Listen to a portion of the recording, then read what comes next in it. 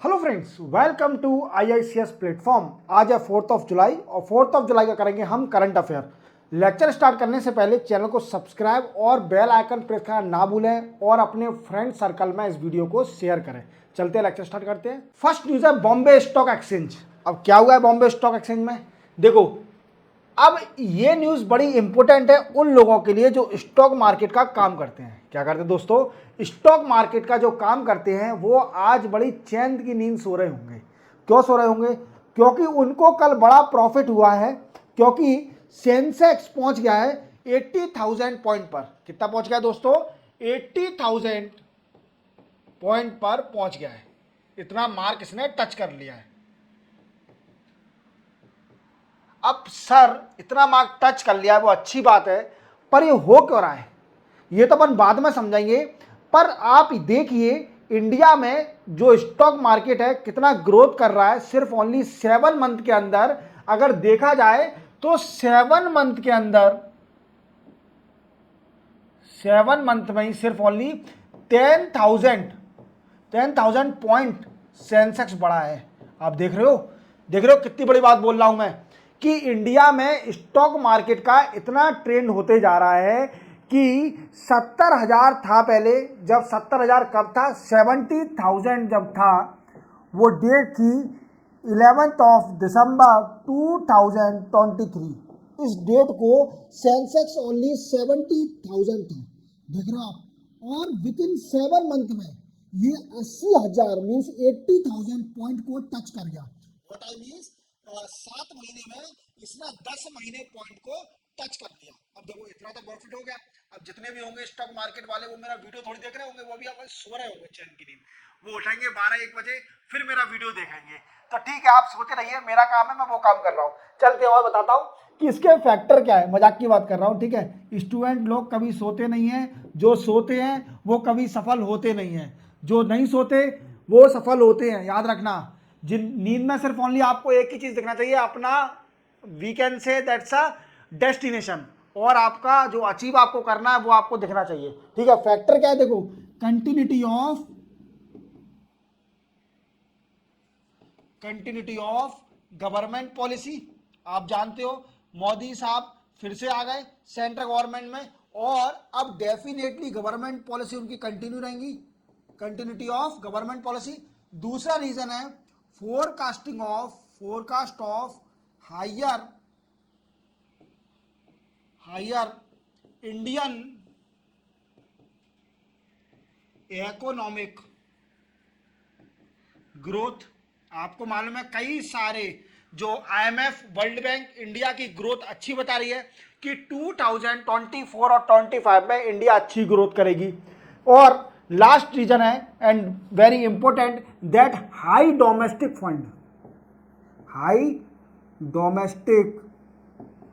Fund, मतलब India में domestic fund बहुत है, ठीक है। These are major reason to increase the Sensex from 70,000 to 80,000 mark in only 7 month, 7 महीने में।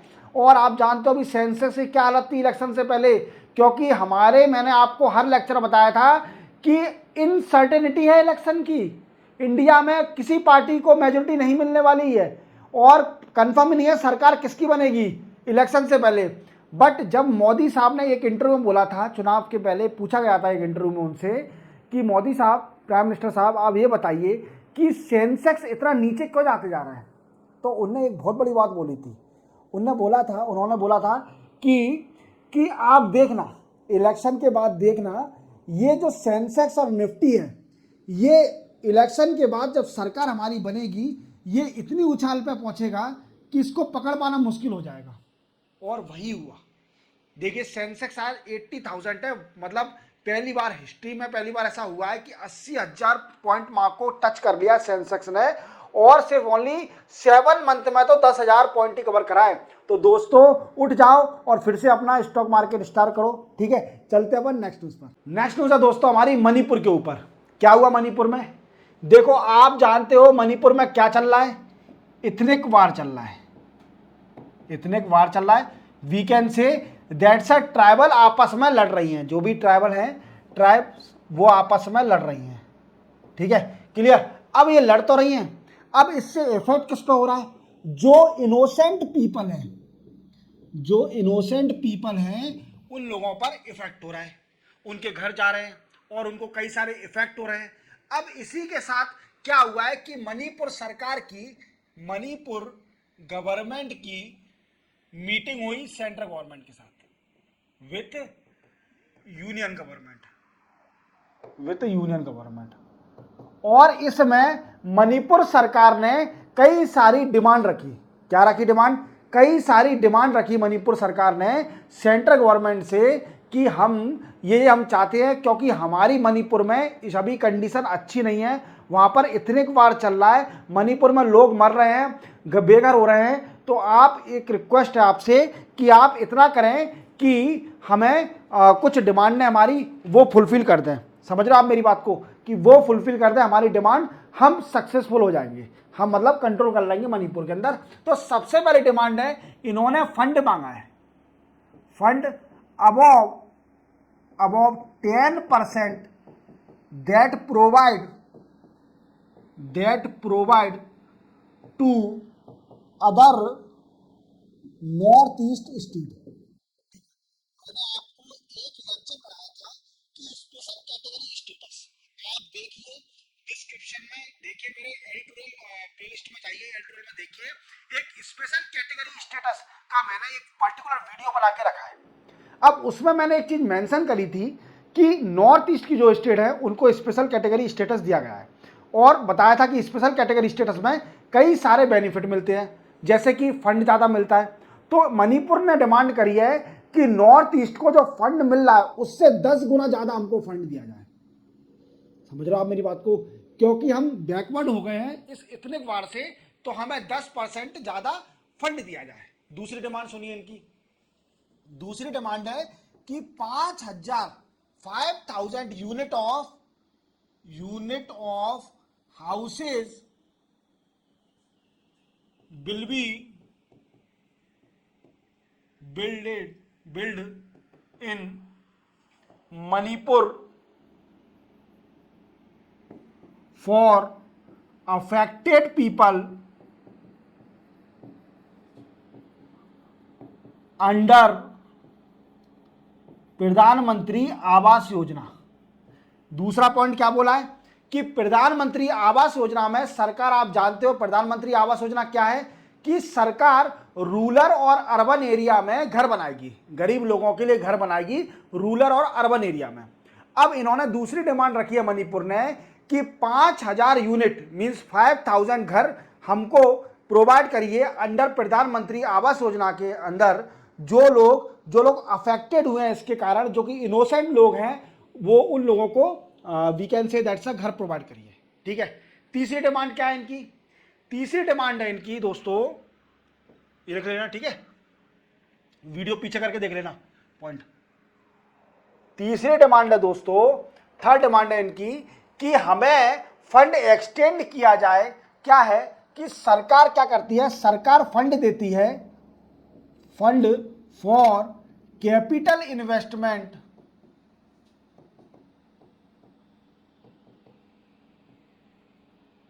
To state. ठीक है, ये फंड देती है। तो इनने बोला है कि हमें फंड और चाहिए कैपिटल इन्वेस्टमेंट के लिए, कैपिटल इन्वेस्टमेंट के लिए स्टेट को और फंड चाहिए। और डिमांड क्या करी इन्होंने बोला कि जो सेंट्रल गवर्नमेंट प्रोवाइड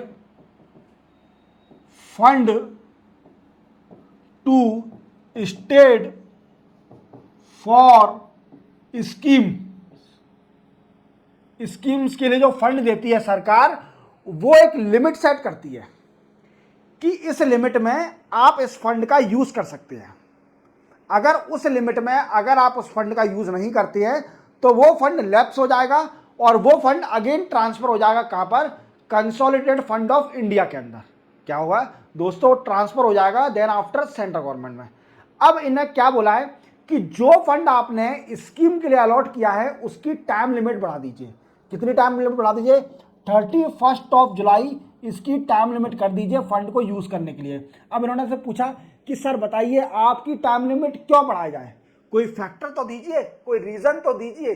तो इन्होंने बोला कि हमारे यहाँ पर इतने बार चल रहा था, हमारे यहाँ पर बड़ा बार चल रहा था, इस चक्कर में हम फंड का यूज नहीं कर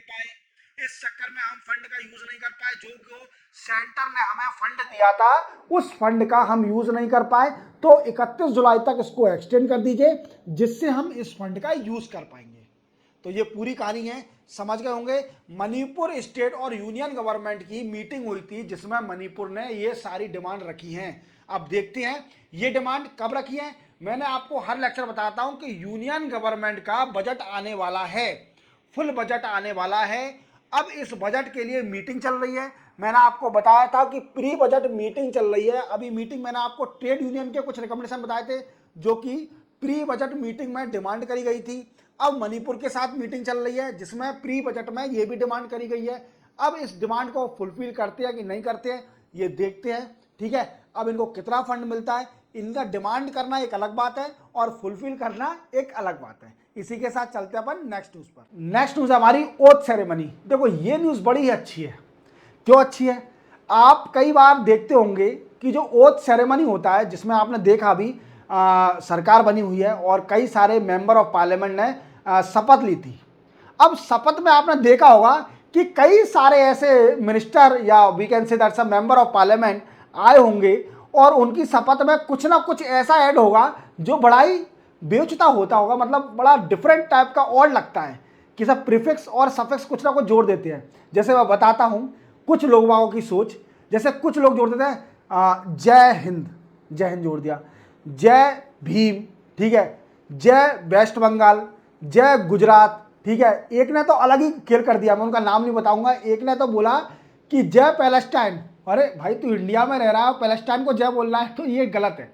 अब इसके लिए कुछ नया नियम में चेंजेस आए कि भाई साहब आप जो प्रीफिक्स और सफिक्स ऐड करते हैं, एक ईमानदारी से काम करो, ओथ लो अच्छे से और घर जाओ आराम से, बैठो पार्लियामेंट में बहस करो। ये उल्टी सीधी बकवास करना बंद कर दो कि आप जय भीम और जय हिंदू और जय हनुमान, जय भारत, और ठीक है एक तो जब अब उनका नाम जय पैलेस्टाइन, एक तो बोल देगा जय पाकिस्तान, भरोसा नहीं है इनका, तो पाकिस्तानी बोल सकते हैं ये, ठीक है।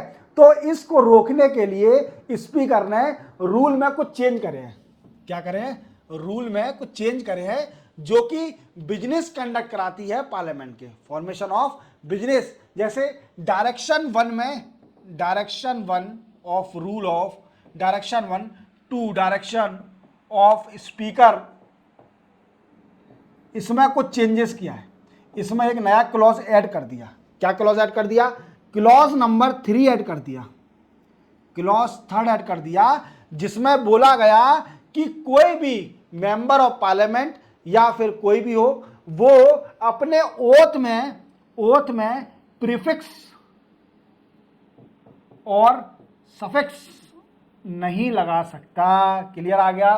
क्लियर हो गया कि ऐसा नहीं हो सकता कि वो स्टडी करे कि हाँ जय भारत, जय हिंदू, जय राजस्थान, जय मुस्लिम, जय पैलेस्टाइन, जय पाकिस्तान, जय, अब कुछ भी बोल सकता है। तो इसको बोलने के रोकने के लिए भाई साहब ऐसा नियम जरूरी था, क्योंकि मैं भी सुन रहा था, मैंने भी सुने थे कुछ लोगों के बड़े बड़े लीडर जो बड़ा अजीब ही गरीबों बात कर रहे थे। तो मुझे भी अजीब लगा था कि यार एक प्रोफेशनल आप विधायक बने हैं, सॉरी एक सांसद बने हैं, मेंबर ऑफ पार्लियामेंट, और इस तरह की बेवजह हरकत आप कर रहे हो, वो गलत है यार। आपको कितनी बड़ी पार्लियामेंट, देश की कितनी बड़ी पार्लियामेंट में बिठाला गया है और आप इस तरह की हरकत करते हैं, तो ये दिखाता है कि लोगों को, आपकी कंस्टिट्यूएंसी को ये लगेगा लोगों को कि हमने गलत लीडर सेलेक्ट कर लिया है। तो ये हरकतें नहीं करना चाहिए। ये हरकतें, आप एक पब्लिक रिप्रेजेंटेटिव हो, देश को रिप्रेजेंट करोगे और आप इस तरह की बेहुदा हरकतें करोगे अगर पार्लियामेंट के अंदर, तो कैसे चलेगी पार्लियामेंट? आपको तो देश संभालना है। तो इसी के साथ चलते हैं नेक्स्ट न्यूज पर। नेक्स्ट न्यूज है दोस्तों, सिंगाई कॉर्पोरेशन ऑर्गेनाइजेशन। देखो दोस्तों, अब आपको पता है, मैं हर लेक्चर बताता हूं कि हमारे पीएम मोदी साहब नहीं गए किसमें, सिंगाई कॉर्पोरेशन ऑर्गेनाइजेशन में, क्योंकि कुछ रीजन होंगे, कुछ कारण होंगे। तो उनकी जगह गए हैं एस जयशंकर। कौन गए हैं? हमारे एक्सटर्नल अफेयर मिनिस्टर गए हैं इनकी जगह। तो ये एससीओ में गए हैं। अब देखो दोस्तों, मैं आपको एससीओ डिटेल में नहीं बताऊंगा, क्योंकि मैं अभी आज आपको एससीओ के बारे में, सिंगाई कॉर्पोरेशन ऑर्गेनाइजेशन के बारे में एक इंडिविजुअल लेक्चर बनाने वाला हूं। आज या कल में ये लेक्चर बन जाएगा और आपको सिंघाई कॉर्पोरेशन ऑर्गेनाइजेशन पूरा पता चल जाएगा कि क्या है सिंघाई कॉर्पोरेशन ऑर्गेनाइजेशन, कब फाउंडेशन हुआ है इसका, और कब इसका क्या क्या मीटिंग हुई, क्या क्या डिसीजन है और ये क्या है। तो इसके बारे में आप पूरी नॉलेज ले सकेंगे और कितने मेंबर हैं। तो देखो एस जयशंकर गए हैं, इनकी मीटिंग हुई है किनके साथ, रशिया के फॉरेन मिनिस्टर के साथ, फॉरेन मिनिस्टर के साथ। इनका नाम भी मैं बता देता हूं, सरजीव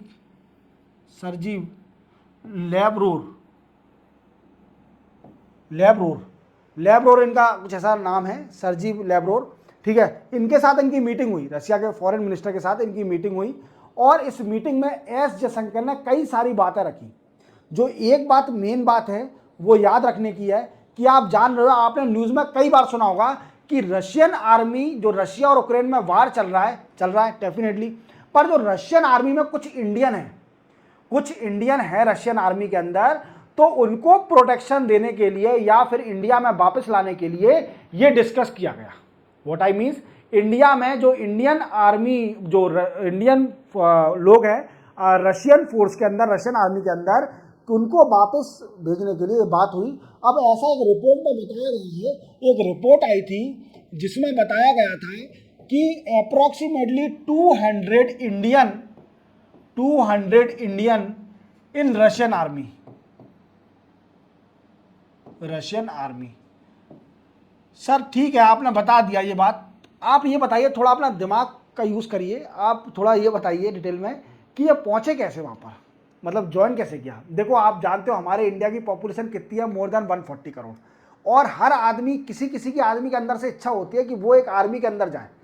हर आदमी की, मतलब कुछ आदमियों की इच्छा होती है वो आर्मी के अंदर जाए और देश को सर्व करे, बट अनफॉर्चुनेटली कुछ लोग बाग सक्सेसफुल नहीं हो पाते, अनसक्सेसफुल हो जाते हैं। हर आदमी की इच्छा होती है कुछ ना कुछ करने की, तो कुछ अनसक्सेसफुल हो जाते हैं, देन आफ्टर वो कुछ और करते हैं, ठीक है, उसमें सक्सेस मिल जाती है, वो अलग बात है, उनकी किस्मत में कुछ और लिखा है अच्छा। तो क्या है दोस्तों, वो फिर जाते हैं दूसरी कंट्री में ट्राई करने के लिए, ऐसे ही वो कंट्री में चले गए ट्राई करने के लिए और रशियन आर्मी में भर्ती हो गए। तो एक रिपोर्ट में बताया कि 200 इंडियन, मतलब 200 इंडियन रशियन आर्मी के अंदर हैं, और अभी तक अप टू 4 इंडियन की डेथ हो चुकी है। क्या हो चुकी है दोस्तों, 4 इंडियन की डेथ हो चुकी है अभी तक रशियन में। क्या दोस्तों, 4 इंडियन की डेथ हो चुकी है। तो इसके बारे में डिस्कस किया गया और हम डिटेल में जानेंगे आज या कल में कि एससीओ क्या है, सिंघाई कॉर्पोरेशन ऑर्गेनाइजेशन क्या है और क्या क्या डिसीजन है इसके, कब सेटअप हुआ, और ठीक है डिटेल में जानेंगे। चलते हैं अपन नेक्स्ट न्यूज़ पर। नेक्स्ट न्यूज़ है हमारी एक एस्ट्रॉयड के ऊपर। देखो ये एस्ट्रॉयड का नाम है अपोफिस। क्या नाम है दोस्तों, अपोफिस नाम है एस्ट्रॉयड का नाम, और ये एस्ट्रॉयड ने घमासान मचा दिया पृथ्वी पर। इस एस्ट्रॉयड ने घमासान मचा दिया था पृथ्वी के ऊपर, क्योंकि कुछ रूमर उड़ गए थे, रूमर था या रियल था, देखो कुछ कह नहीं सकते अपन, रूमर ही था वो एक तरीके से, अब तो कंफर्म हो गया रूमर ही था। वो उड़ गया था कि ये एस्ट्रॉयड पृथ्वी से टकराने वाला है 2029 में, ये पृथ्वी के बहुत पास आ जाएगा, और ये प्रेडिक्ट किया जा रहा था कि ये पृथ्वी से टकराएगा और पृथ्वी से टकराने के बाद, कॉलिजन होने के बाद पृथ्वी का कुछ ना कुछ नुकसान होगा। क्या होगा दोस्तों, कुछ ना कुछ नुकसान होगा। इस एस्ट्रॉयड का नाम याद रखना, अपोफिस एस्ट्रॉयड है, ठीक है, तो इसका नाम याद रखना, अपोफिस एस्ट्रॉयड है, ये पृथ्वी से टकराने का रूमर था। तो इसलिए नासा ने देखते हुए एक मिशन स्टार्ट किया। नासा ने, जो कि यूएसए की स्पेस एजेंसी है, उसने स्टार्ट किया डर्ट नाम का एक स्पेस, डर्ट 2022 में। सर आपने ठीक है डर्ट बता दिया, इसका फुल फॉर्म तो बताइए। तो देखो फुल फॉर्म है इसका double asteroid redirection test. Sir इसका मेन मोटिव क्या था, इसका मेन मोटिव बता दीजिए। आपने ठीक है फुल फॉर्म बता दिया, अब इसका मेन मोटिव बता दीजिए। तो दोस्तों इसका मेन मोटिव था टू चेंज दी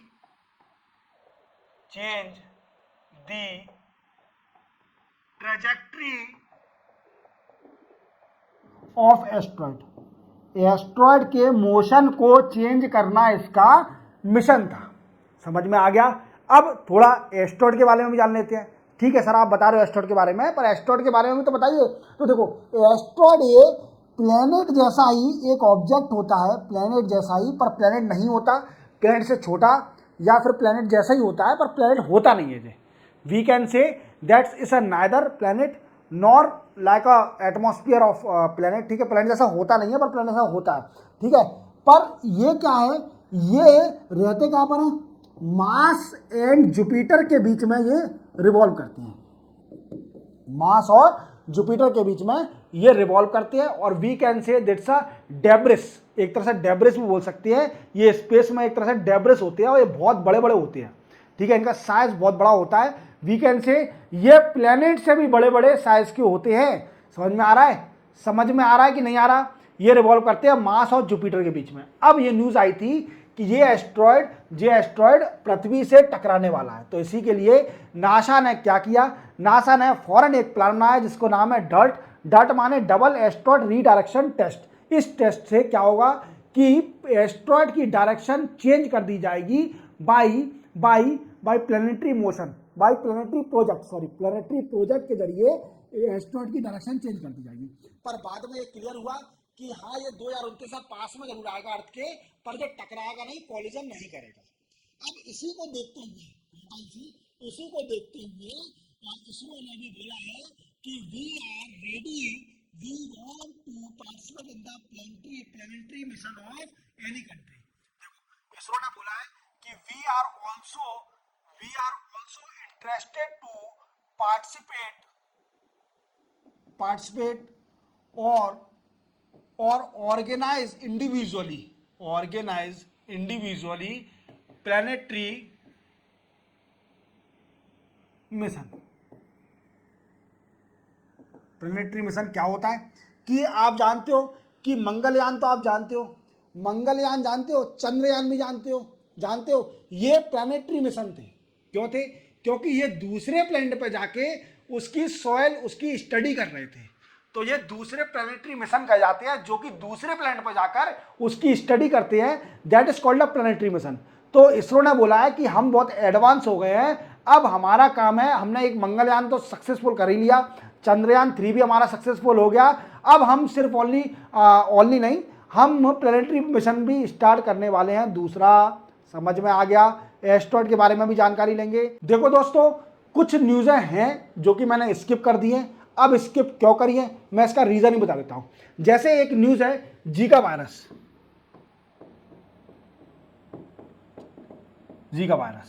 अब जीका वायरस मैंने क्यों नहीं पढ़ाया, ये न्यूज़ में क्यों है, मैंने इसलिए नहीं पढ़ाया क्योंकि मेरे आप प्लेलिस्ट में जाइए, एडिटोरियल में देखिए, एक जीका वायरस का एक इंडिविजुअल लेक्चर पढ़ा हुआ है। क्या पढ़ा हुआ है? एक इंडिविजुअल लेक्चर मैंने अपलोड करके रखा है। आप डिटेल में देखिए जीका वायरस के बारे में, पूरी रिपोर्ट देखिए, जीका वायरस क्या है, क्या इफेक्ट करता है। और दूसरी बात, अगर आपको ज़्यादा इंटरेस्टेड हैं आप, तो आप डिस्क्रिप्शन में जाइए, वहाँ मैंने लिंक दे के रखी है जीका वायरस वीडियो की। समझ में आ गया? दूसरा न्यूज़ है जापान करेंसी। ये सर आपने क्यों नहीं पढ़ा है जापान करेंसी के बारे में? देखो, जापान ने अपनी करेंसी में चेंजेस ला दिए कई सारे, और ये जापान करेंसी के बारे में मैंने डिटेल में आज के एमसीक्यू लेक्चर में पढ़ाऊंगा, जापान करेंसी के बारे में। समझ में आ गया? और एक और न्यूज़ लगी मुझे इम्पोर्टेंट, जो कि एडवर्टाइजमेंट के ऊपर थी, जो कि ऐड आते हैं, खाने पीने के ऊपर एडवर्टाइजमेंट आते हैं, तो इसके ऊपर भी एक न्यूज़ थी, पर ये मैंने इसलिए कवर नहीं करी क्योंकि मैं पहले कवर करा चुका हूँ। आप मेरे पुराने वीडियो अगर देखते होंगे रेगुलरली, तो आपको ये मिल जाएगी न्यूज़। इसी के साथ 4 जुलाई के करंट अफेयर कंप्लीट होते हैं। आप चैनल को सब्सक्राइब और बेल आइकन प्रेस करना ना भूलें, और दोस्तों को शेयर जरूर करें। ठीक है, मिलते हैं हम कल 5 जुलाई के नए करंट अफेयर के साथ। तब तक के लिए जय हिंद।